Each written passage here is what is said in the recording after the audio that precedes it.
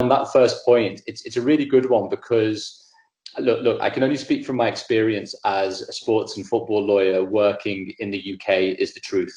So, for example, and by way of background, and we could talk about it in more detail, prior to 2015, when FIFA was regulating how agents slash now intermediaries had to effectively behave and be licensed, there being a central place where that regulation happened. Since 2015, we're now in a position for the next year or so that national associations are providing licensing requirements for intermediaries slash agents.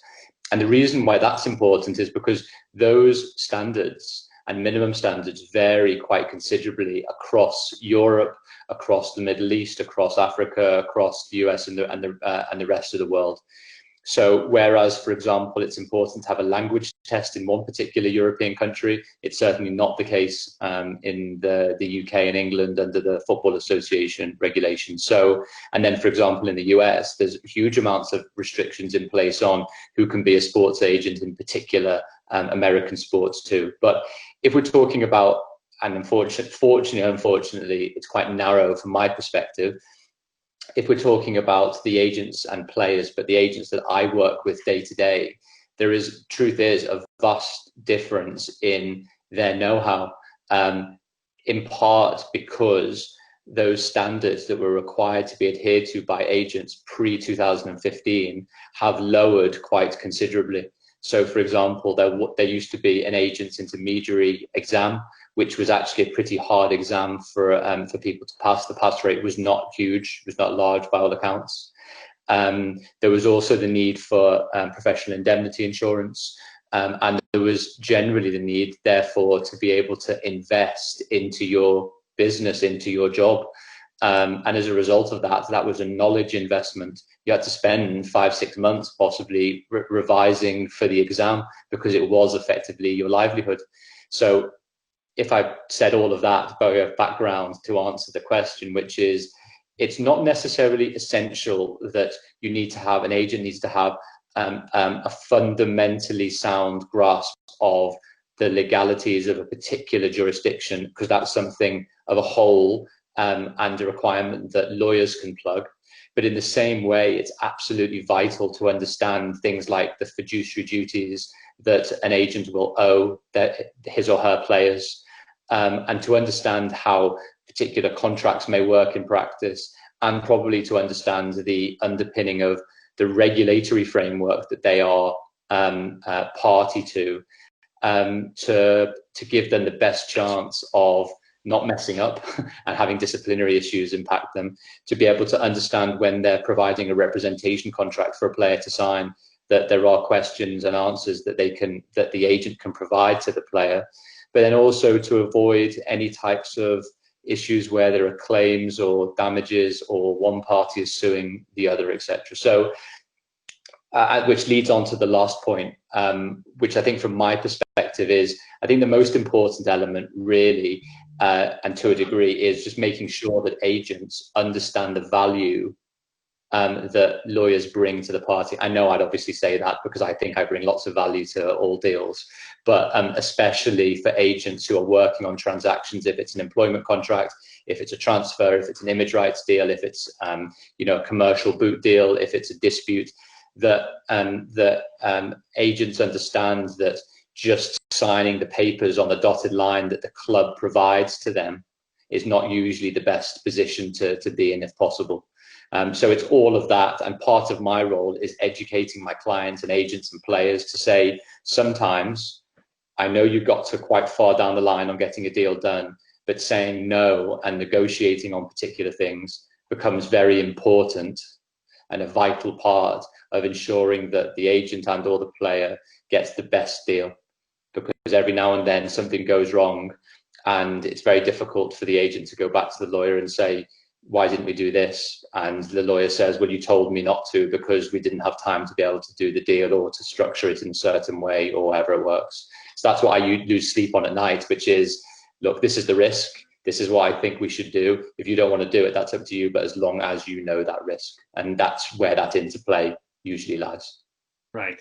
No, very interesting because a lot of it is what we're covering in this course. So as a way of introduction, it's a really good overview. Now, can you tell us a little bit more about how those contracts are structured? So if you want to go into a little bit more detail, I know you have a lot of experience in this field, but for us that some of the people on the course here that perhaps have less experience, could you go into a little bit more as to how those contracts are structured and what is entailed in them?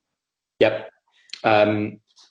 I'll try and give the short answer because the long answer could probably take about 3 hours if you wanted to. So I'll try and limit it to 5 minutes as much as possible. But the short answer, at least from the English and Welsh side, in terms of the Premier League and the Football League, is that on the whole, the room for contract renegotiation and negotiation is somewhat limited, and it's limited because the employment contracts that players sign, apart from one distinct part that we'll talk about in a second, are effectively collectively bargained, which means that a lot of the obligations to train, to not injure yourself, not to do hazardous things, the disciplinary process you go into if something happens, the termination rights, the obligations of the club and the player, and other elements to do with commercial parts, standard commercial parts, are effectively set in stone.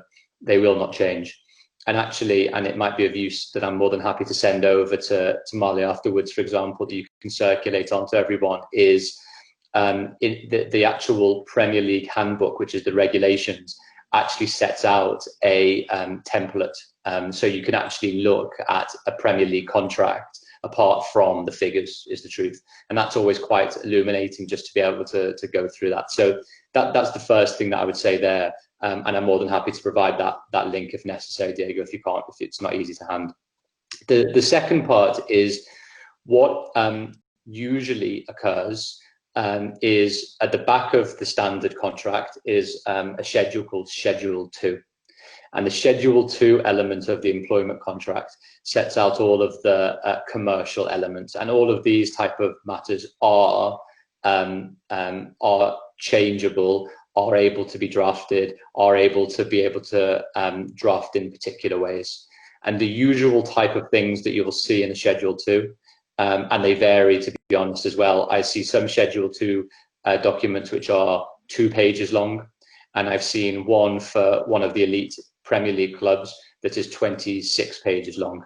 So you can imagine the difference and disparities there.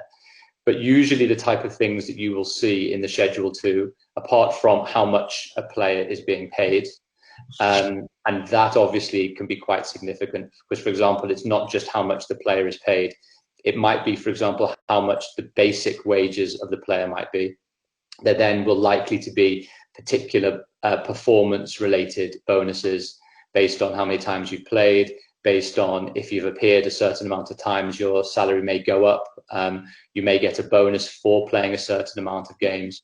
You may get an automatic extension to your contract after doing a certain amount of matches. So those are the first types of clauses.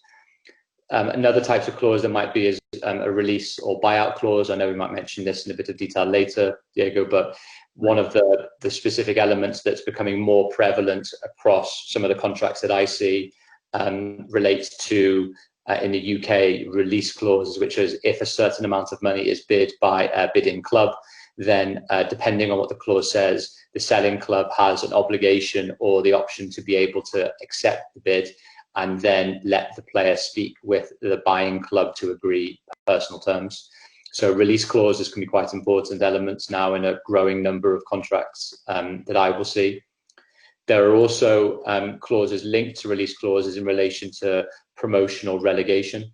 So a relegation release clause might be effectively a double clause. And again, a lot of the elements also might also relate to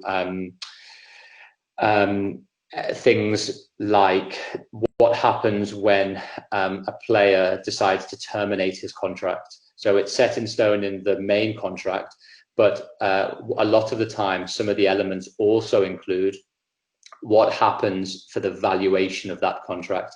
Is it, for example, the market value for the player at the time that the player terminates? Or is it, for example, the factors that FIFA set out in their own regulations and how those interact. And the last thing really that's important to note is, and its growing propensity in the UK and in England especially, is the interaction between a player's employment contract and their image rights remuneration.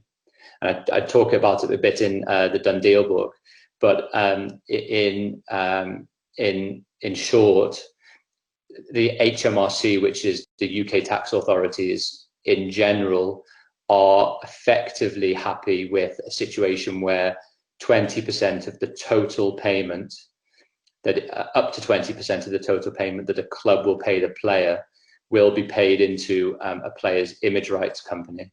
And therefore, a minimum of 80% is paid by way of the player's employment contract. And maybe we can talk about image rights in a bit of detail, because there's loads of interesting elements there from a commercial perspective too. But they are the type of things that come up in employment contracts. It's wages, bonuses, release clauses, image rights, termination matters, relegation, reduction, promotion issues.